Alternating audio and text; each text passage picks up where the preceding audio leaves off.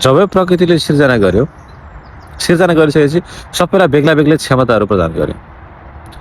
मान्छेलाई एक खालको क्षमता प्रदान गर्यो, पशु पन्छीहरूलाई अर्को खालको क्षमता प्रदान गर्यो, बोट बिरुवाहरूलाई अर्कै खालको क्षमता प्रदान गर्यो, पन्छीहरूलाई अर्कै खालको क्षमता प्रदान गर्यो।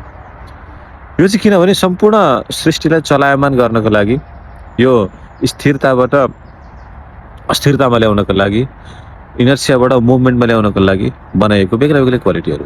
त्यसमध्येको आज यो पानीसँगको सम्बन्ध चाहिँ म भन्न गइरहेको छु। पानीसँगको सम्बन्ध चाहिँ के छ त? प्रकृतिले जीवजन्तु जस्तो ठाउँमा छ त्यस्तै ठाउँमा पानी पुर्याइदिनुपर्छ। किनभने पानी पुगेन भने त्यो संसारमा बाँच्न सक्दैन। बाँच्नलाई संसारमा सबभन्दा बेसिक कुरा भनेको पानी हो। पानी पुग्नै पर्छ।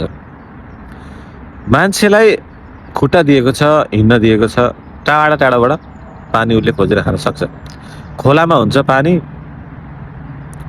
स्रोतहरूमा हुन्छ पानी, त्यो निकाल्ने बुद्धि पनि दिएको छ। जमिन मुनि भएको पानी निकाल्ने बुद्धि पनि दिएको छ। उसले बुद्धि प्रयोग गरेर पानी घरमै ल्याएर खायो, ठिक छ। पशुहरूलाई हिँडेर जाने बुद्धि पनि दियो, पानी कहाँ छ भन्ने कुरो पत्ता लगाउने सेन्स पनि दियो, अनि त्यहाँ गएर खाने क्षमता पनि दियो। तर बोट बिरुवालाई त्यो दिएन है। बोट बिरुवालाई त्यो दिएन।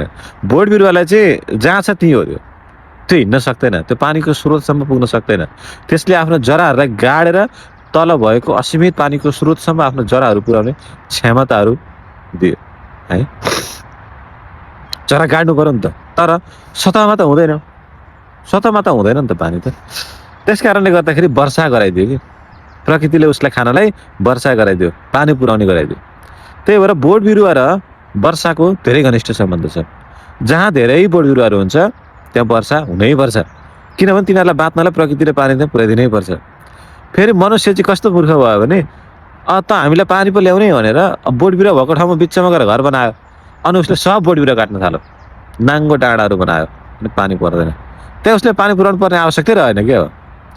जुन डाँडाहरू नाङ्गा भए, जुन जङ्गलहरू नष्ट भयो, जुन बोट बिरुवाहरू धरतीबाट उजाडियो, त्यो ठाउँमा पानी पुर्याउनु पर्ने प्रकृतिलाई अब बाध्यता छैन कि, बाध्यता छैन।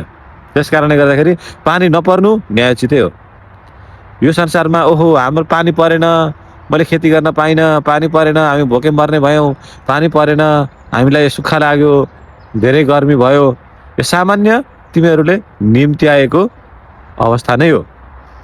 किनभने तिमीहरूका लागि सब प्रकृतिले पानी पार्दैन कि। तिमीहरूलाई त बुद्धि दिएको छ नि, खुट्टा दिएको छ नि पानी खानलाई, त पानी खानलाई दिएको। तिमीहरू अरू काममा प्रयोग गर्छौ, प्रकृतिलाई